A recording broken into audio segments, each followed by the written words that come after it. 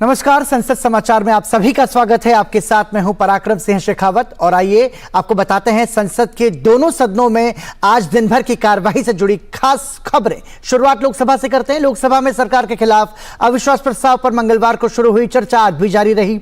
सदन में बृहस्पतिवार को चर्चा में भाग लेते हुए विपक्षी दलों ने मणिपुर एवं सुरक्षा स्थिति के मुद्दे पर केंद्र सरकार को घेरते हुए कहा कि देश में समुदायों को एक दूसरे के खिलाफ खड़ा करके घृणा का माहौल पैदा किया जा रहा है और सत्तारूढ़ दल के लोग झूठी तुलनाएं करके विफलता को छिपा रहे हैं, जबकि प्रधानमंत्री ऐसे महत्वपूर्ण विषय पर चुप हैं। वहीं वित्त मंत्री निर्मला सीतारमण ने मणिपुर सहित महिलाओं से जुड़े मामलों पर सरकार के संवेदनशील होने का उल्लेख करते हुए कहा कि इस पर राजनीति नहीं होनी चाहिए।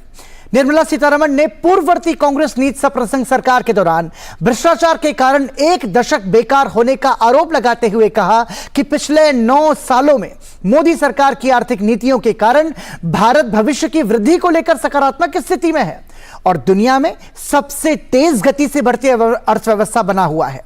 निचले सदन में अविश्वास प्रस्ताव पर चर्चा में भाग लेते हुए लोकसभा में कांग्रेस के नेता अधीर रंजन चौधरी ने कहा कि प्रधानमंत्री सदन में नहीं आने पर अड़े हुए थे, इसीलिए हमें अविश्वास प्रस्ताव लाना पड़ा। यह हमारी संसदीय प्रक्रिया की ताकत है कि प्रधानमंत्री को हम सदन में लेकर आए हैं। उन्होंने कहा कि मणिपुर के लोगों से कम एक बार मन की बात करनी चाहिए थी प्रधानमंत्री को। लोकसभा में अविश्वास प्रस्ताव पर चर्चा में हिस्सा लेते हुए वित्त मंत्री निर्मला सीतारमण ने कहा कि कभी तमिलनाडु की पूर्व मुख्यमंत्री जयललिता का अपमान होता देखकर हंसने वाले आज द्रौपदी के चीरहरण की बात कर रहे हैं। उन्होंने कहा कि सरकार मणिपुर को लेकर संवेदनशील है। उन्होंने यह भी कहा कि मैं एक बात कहना चाहूंगी कि मणिपुर हो, दिल्ली हो, राजस्थान हो या देश के किसी भी हिस्से में महिलाओं के मुद्दे पर राजनीति नहीं होनी चाहिए। उन्होंने यह भी कहा कि पूरी दुनिया में आर्थिक विषयों को लेकर संकट का समय है। आज वैश्विक अर्थव्यवस्था उच्च मुद्रास्फीति और धीमी वृद्धि की दर की दोहरी चुनौती का सामना कर रही है। उन्होंने कहा कि वर्ष 2022 में वैश्विक अर्थव्यवस्था की वृद्धि दर 3% थी और विश्व बैंक ने 2023 के लिए अनुमान व्यक्त किया है कि यह 2.1% रह सकती है। उन्होंने कहा कि वर्ष 2014 में प्रधानमंत्री नरेंद्र मोदी ने सबका साथ सबका विकास के मंत्र के साथ सुधार कार्यक्रम को आगे बढ़ाया और पिछले 9 वर्षों में इन चुनौतियों से निकलते हुए देश तेज गति से आगे बढ़ रहा है। वहीं ऑल इंडिया मजलिस इत्तेहादुल मुस्लिमीन AIMIM के अध्यक्ष असदुद्दीन ओवैसी ने गुरुवार को लोकसभा में भारतीय जनता पार्टी और कांग्रेस पर निशाना साधते हुए कहा कि एक तरफ चौकीदार है और दूसरी तरफ दुकानदार है, लेकिन जब अल्पसंख्यकों पर जुल्म होता है तो किसी का मुंह नहीं खुलता। चर्चा में हिस्सा लेते हुए तृणमूल कांग्रेस की महुआ मोइत्रा ने कहा कि प्रधानमंत्री मोदी मणिपुर के मुद्दे पर जवाब नहीं देते और राज्य में नहीं जाते।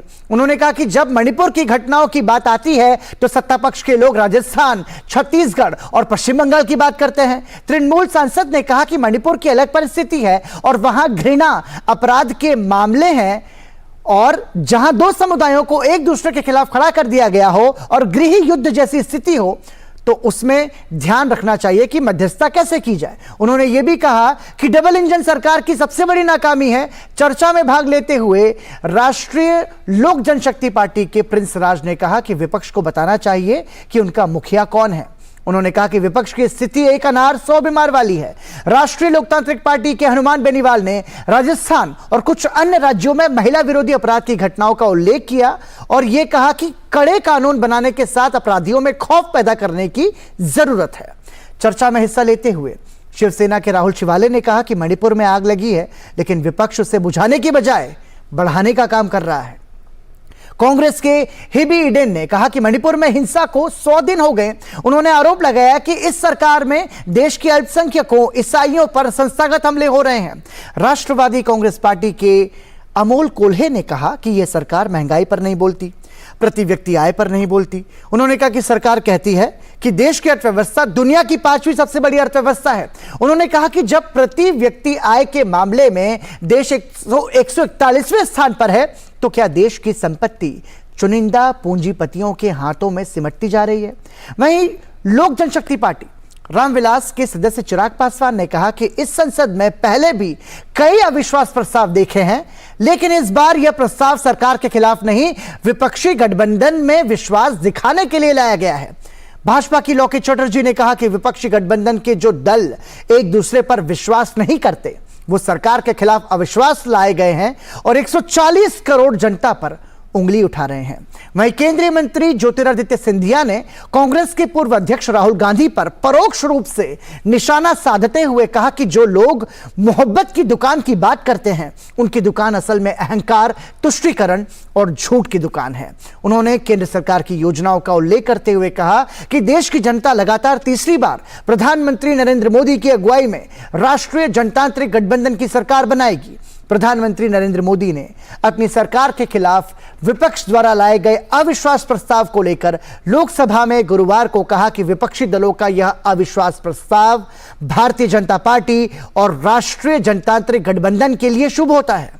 उन्होंने अविश्वास प्रस्ताव पर सदन में हुई चर्चा का जवाब देते हुए कहा कि इस अविश्वास प्रस्ताव के जरिए तय हो गया है कि जनता 2024 के लोकसभा चुनाव में भाजपा और राजग को पहले के सारे रिकॉर्ड तोड़कर बहुमत देगी।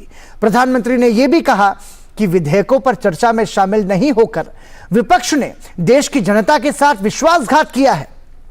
प्रधानमंत्री ने विपक्ष के पिछले अविश्वास प्रस्ताव का उल्लेख करते हुए कहा कि 2018 में मैंने कहा था कि यह अविश्वास प्रस्ताव हमारी सरकार का शक्ति परीक्षण नहीं है बल्कि उन्हीं विपक्ष का परीक्षण है। मतदान हुआ तो विपक्ष के पास जितने वोट थे उतने वोट भी वो जमा नहीं कर पाए थे। उन्होंने कहा कि जब हम 2019 में जनता के पास गए तो जनता ने भी इनके लिए पूरी ताकत के साथ अविश्वास घोषित कर दिया। राजग को भी ज्यादा सीटें मिली और भाजपा को भी ज्यादा सीटें मिली।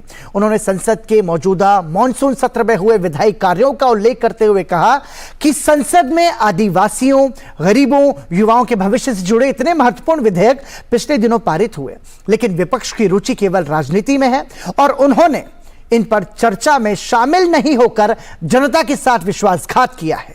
प्रधानमंत्री ने कहा 21वीं सदी का यह कालखंड भारत के लिए हर सपने सिद्ध करने का अवसर देने वाला महत्वपूर्ण समय है। इस कालखंड का प्रभाव 1000 साल तक रहने वाला है। प्रधानमंत्री ने कहा हमने देश के युवाओं को घोटालों से रहित सरकार दी है, युवाओं को खुले आसमान में उड़ने का अवसर दिया है। हम भारत की साख को नई ऊंचाइयों पर ले गए। कुछ लोग देश की साख पर दाग लगाने की कोशिश कर रहे हैं, लेकिन दुनिया देश की साख को जान चुकी है। प्रधानमंत्री मोदी के अनुसार जब चारों ओर संभावनाएं हैं तो विपक्ष ने अविश्वास प्रस्ताव की आड़ में जनता के आत्मविश्वास को तोड़ने का विफल प्रयास किया है। उन्होंने कहा कि नीति आयोग के आंकड़ों के अनुसार पिछले 3 साल में 13.5 करोड़ लोग गरीबी से बाहर आए हैं। भारतीय मुद्रा कोष IMF ने कहा कि भारत में अत्यंत गरीबी लगभग समाप्त हो गई है। प्रधानमंत्री नरेंद्र मोदी ने मणिपुर की स्थिति को लेकर गुरुवार को लोकसभा में कहा कि वो देशवासियों को विश्वास दिलाना चाहते हैं कि निकट भविष्य में इस प्रदेश में शांति का सूरज उगेगा। ये राज्य नए आत्मविश्वास के साथ आगे बढ़ेगा। प्रधानमंत्री ने लोकसभा में अविश्वास प्रस्ताव पर चर्चा का जवाब देते हुए यह भी कहा कि मणिपुर में महिलाओं के खिलाफ अपराधों को अंजाम देने वालों को सजा दिलाने में कोई कसर नहीं छोड़ी जाएगी। प्रधानमंत्री ने कहा कि मणिपुर पर अदालत का एक फैसला आया, उसके पक्ष विपक्ष में जो परिस्थिति बनी उसके बाद हिंसा का दौर शुरू हो गया। कई लोगों ने अपने लोगों को खोया, महिलाओं के साथ गंभीर अपराध हुए।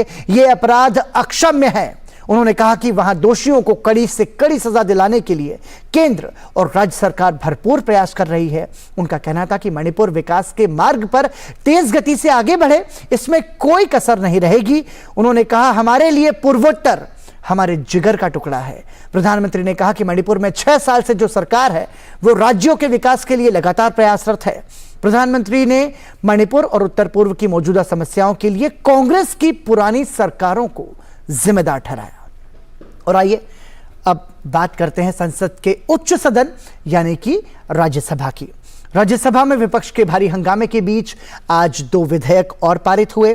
फार्मेसी की पढ़ाई कर फार्मासिस्ट की प्रैक्टिस करने की इच्छा रखने वाले युवाओं के लिए यह बेहद महत्वपूर्ण माने जाने वाले फार्मेसी संशोधन विधेयक 2023 के साथ मुख्य चुनाव आयुक्त और चुनाव आयुक्तों की नियुक्तियों को लेकर मुख्य चुनाव आयुक्त और अन्य चुनाव आयुक्त सेवा की नियुक्ति, शर्तें और कार्यकाल विधेयक 2023 राज्यसभा में आज पेश किया गया, जिसे सदन ने पारित भी कर दिया। विधेयक सदन पटल पर केंद्रीय स्वास्थ्य मंत्री मनसुख भाई मांडविया ने बहस के लिए रखा ताकि पक्ष और विपक्ष के सांसद विधेयक पर गहन चर्चा करते, सुझाव देते। मगर जब विधेयक सदन में पेश किया गया तब समूचा विपक्ष मणिपुर मामले को लेकर राज्यसभा में अध्यक्ष आसंदी के सामने आ गया, भारी नारेबाजी करने लगा। सभापति जगदीप धनखड़ के बार बार समझाने के बाद भी जब विपक्ष के नेता अपनी सीट पर जाने को तैयार नहीं हुए तो व्यवधान के बीच युवाओं के हित के इस विधेयक को बिना बहस के पारित कराना पड़ा। केंद्रीय स्वास्थ्य मंत्री भी विधेयक पर बोलने को खड़े हुए, लेकिन भारी व्यवधान के बीच उन्हें बहुत कुछ बोलने को नहीं मिला। लोकसभा फार्मेसी संशोधन विधेयक पहले ही लोकसभा से पारित किया जा चुका है। विधेयक के कानूनी शक्ल अख्तियार करने के बाद फार्मेसी अधिनियम 1948 में महत्वपूर्ण बदलाव आएगा, जिससे इस संशोधन का उद्देश्य भारत में फार्मेसी के अभ्यास और पेशे को सुव्यवस्थित करना है। नया कानून फार्मासिस्ट के रूप में काम करने के इच्छुक युवा शक्तियों के लिए नए दिशा निर्देश, नए नियम और आधुनिक आवश्यकताओं को निर्धारित करेगा। फार्मासिस्ट की पढ़ाई में रुचि रखने वाले जम्मू कश्मीर के युवाओं के लिए विधेयक वरदान साबित होगा। संशोधन विधेयक फार्मेसी अधिनियम में एक नया खंड पेश करता है, जिसे धारा 32C के रूप में जाना जाता है। यह खंड उन व्यक्तियों के लिए एक विशेष प्रावधान पर केंद्रित है जो जम्मू और कश्मीर फार्मेसी अधिनियम 2011 के तहत पंजीकृत के योग्य है। इस विधेयक के तहत जम्मू और कश्मीर फार्मेसी अधिनियम 2011 के तहत फार्मासिस्ट के रूप में पंजीकृत होंगे और उन्हें अधिनियम द्वारा निर्धारित योग्यता रखने पर मान्यता भी मिलेगी। यह मान्यता दावा करेगी कि वो फार्मेसी अधिनियम 1948 के तहत पंजीकृत फार्मासिस्ट हैं। फार्मासिस्ट के तहत पंजीकरण कर नए कानून का लाभ लेने के लिए विधेयक में कहा गया है कि पात्र युवाओं को संशोधन लागू होने के 1 वर्ष के भीतर पंजीकरण आवेदन जमा कराना होगा। इसके अतिरिक्त आवेदन प्रक्रिया के हिस्से के रूप में एक निर्धारित शुल्क का भुगतान करना होगा। विधेयक कानून के रूप में लागू होने के बाद फार्मासिस्टों के लिए पंजीकरण प्रक्रिया अपेक्षाकृत बेहद सरल हो जाएगी। दूसरा बेहद महत्वपूर्ण विधेयक रहा मुख्य चुनाव आयुक्त और चुनाव आयुक्तों की नियुक्तियों को लेकर। दिल्ली अध्यादेश के बाद अब चुनाव आयुक्तों की नियुक्ति पर सुप्रीम कोर्ट की संविधान पीठ के फैसले को बदलने के लिए केंद्र सरकार ने उच्च सदन में विधेयक पेश किया। मुख्य चुनाव आयुक्त और अन्य चुनाव आयुक्त सेवा की नियुक्ति, शर्तें और कार्यकाल विधेयक 2023 को ध्वनिमत से पारित करा दिया गया। दरअसल सुप्रीम कोर्ट ने मार्च में दिए अपने फैसले में कहा था कि चुनाव आयुक्तों की नियुक्ति प्रधानमंत्री, सर्वोच्च न्यायालय के मुख्य न्यायाधीश और लोकसभा में विपक्ष के नेता की एक उच्चाधिकार कमेटी की सिफारिश पर राष्ट्रपति करेंगे। सुप्रीम कोर्ट ने इस दौरान कहा था कि चुनाव आयुक्तों की नियुक्ति सरकार के नियंत्रण से बाहर होनी चाहिए। केंद्र सरकार ने राज्यसभा में विधेयक पारित कराकर सुप्रीम कोर्ट के फैसले को बदल दिया। संशोधन विधेयक के मार्फत चुनाव आयुक्तों की नियुक्ति पद्धति को केंद्र सरकार ने पूर्ववत कर दिया। मुख्य चुनाव आयुक्त और अन्य चुनाव आयुक्त की नियुक्तियां करने वाली कमेटी में प्रधानमंत्री, लोकसभा में विपक्ष के नेता और एक कैबिनेट मंत्री शामिल होंगे। सुप्रीम कोर्ट ने पूर्व में दिए अपने यह आदेश में यह भी स्पष्ट किया था कि उनके द्वारा तय किए गए मानदंड तब तक लागू रहेंगे जब तक इस मुद्दे पर संसद द्वारा कोई कानून नहीं बना दिया जाता। सुप्रीम कोर्ट की व्यवस्था को मानते हुए केंद्र सरकार ने संसद के माध्यम से संशोधन विधेयक पेश कर नए कानून को आकार देने का रास्ता प्रशस्त कर दिया है। आज राज्यसभा की कार्यवाही शुरू होते ही विपक्ष ने एक बार फिर मणिपुर पर नियम 267 के तहत चर्चा की मांग की। इस पर सभापति ने सदन का सेंस लेने के लिए सदन के नेता पीयूष गोयल, विपक्ष के नेता मल्लिकार्जुन खड़गे और अन्य संसदीय दल के नेताओं से उनकी राय मांगी। सभापति ने कहा कि इसके पहले भी इस मामले में बीच का रास्ता निकालने का प्रयास उन्होंने सभी फ्लोर लीडर्स की मीटिंग बुलाकर किया था, मगर नियमों को लेकर बात नहीं बन पा रही थी। और केंद्रीय मंत्री और सदन के नेता पीयूष गोयल ने कहा कि कांग्रेस के नेतृत्व वाले विपक्ष के इन घमंडिया गठबंधन के अड़ियल रुख की वजह से बीच का रास्ता ही नहीं निकल पा रहा है। विपक्ष अपनी शर्तों पर मणिपुर जैसे संवेदनशील मसले पर बहस चाहता है। विपक्ष न ही सभापति के निर्देशों को मान रहा है और न ही बीच का रास्ता निकालने को तैयार है। विपक्ष के नेता मल्लिकार्जुन खड़गे ने कहा कि हमारी सीधी मांग है कि मणिपुर पर प्रधानमंत्री की उपस्थिति में चर्चा शुरू हो। प्रधानमंत्री सदन को जवाब दें। नियम 267 और 176 के तहत विपक्ष ने नोटिस दिया था। अगर सरकार 267 नियम के तहत चर्चा के लिए तैयार नहीं हो रही है तो 176 के तहत चर्चा करा ले। इसी के बाद विपक्ष के नेताओं ने जमकर नारेबाजी शुरू कर दी। सभापति ने नारेबाजी के बीच 2 विधेयकों को पारित कराकर शुक्रवार तक के लिए राज्यसभा की कार्यवाही को स्थगित करने की घोषणा कर दी। और इसी के साथ संसद समाचार में अभी के लिए इतना ही। देखते रहिए दूरदर्शन न्यूज।